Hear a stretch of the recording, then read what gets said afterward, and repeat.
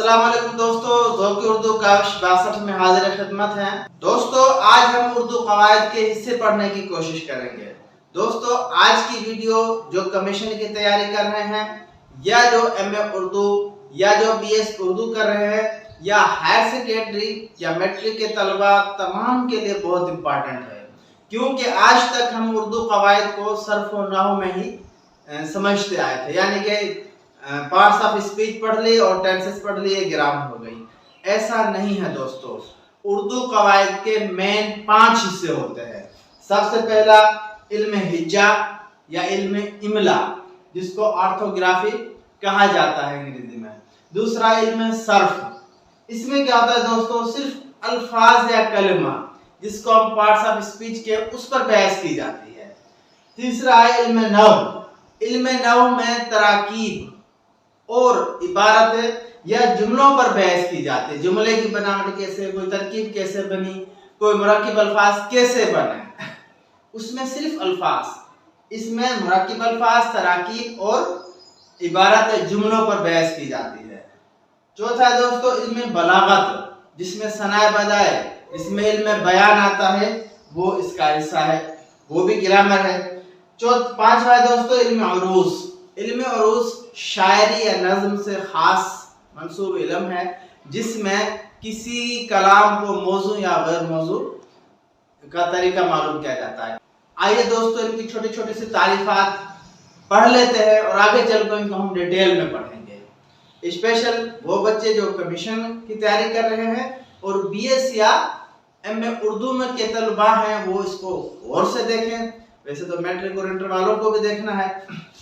दोस्तों, इल्म हिज्जा कहते हैं इस इल्म यानी कि इल्म हिज्जा या इमला में हुरूफ की हरकत और सकनात, जिसको हम आराब कहते हैं, और आवाजों, जिनको हम अस्वात कहते हैं, को परखा जाता है कि किसी हुरूफ पर क्या हरकत आई है, क्या साकिन आया है, और इसके अलावा उस हर्फ की आवाज क्या है।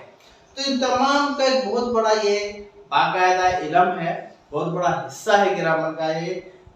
इस इल्म में इनको परखा जाता है और उसका मकसद क्या है, ताकि अल्फाज का दुरुस्त तलफ्फुज़ मालूम किया जाए कि जो हम बोल रहे हैं उसका दुरुस्त और सही तलफ्फुज़ क्या है, ये इस इल्म से मुंसलिक है।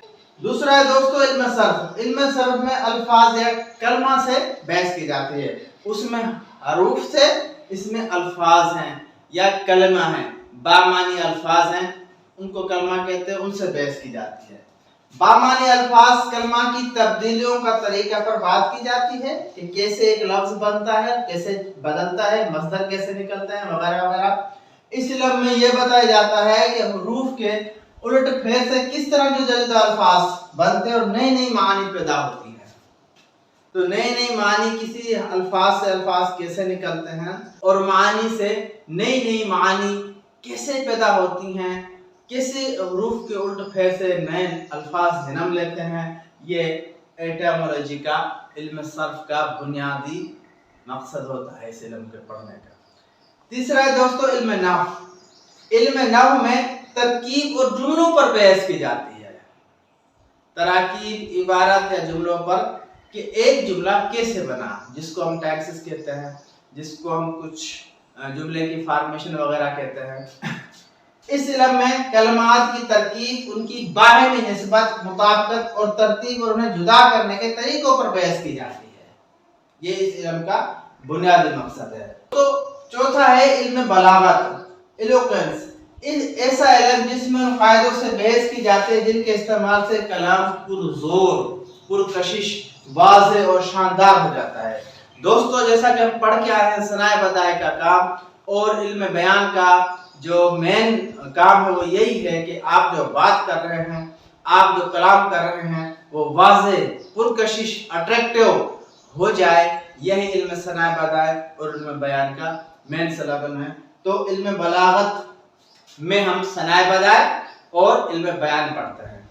दोस्तों, इल्म उरूज हमें कलाम मौजू, कलाम गैर मौजू। मौजू का मतलब दोस्तों उसकी बहरें वगैरह ठीक है, वो कलाम बाकायदा शेरी असूलों पर या शायरी के असूलों पर पूरा करता है। ये इस कलाम का बुनियादी मकसद है। तो दोस्तों आज हमने ये जाना कि कवायद उर्दू के यानी कि ग्रामर, उर्दू ग्रामर के 5 हिस्से होते हैं। सिर्फ पार्ट्स ऑफ स्पीच और टेंसेस पढ़ना ग्रामर नहीं है, बल्कि इमला, हिजा और इसके हरूफ की हरकत और सकनात ये पढ़ना भी ग्रामर है। क्योंकि इससे भी हमें पता चलता है कि कोई ज़बान या उर्दू ज़बान के क्या कवानीन हैं, का कैसे बोला जाए, कैसे लिखा जाए, कैसे आवाज़ें वगैरह हैं। और दूसरा दोस्तों ये तो पढ़ते रहते हैं, इल्म सर्फ, इल्म नहव, इल्म बलागत भी हमारे कवायद उर्दू का हिस्सा है और इल्म उरूस भी हमारे कवायद उर्दू का हिस्सा है। दोस्तों उम्मीद है आज आपको कुछ नया और नए अंदाज से और बेहतरीन अंदाज में समझ आया होगा। इजाज़त चाहता हूँ। अल्लाह हाफ़िज़।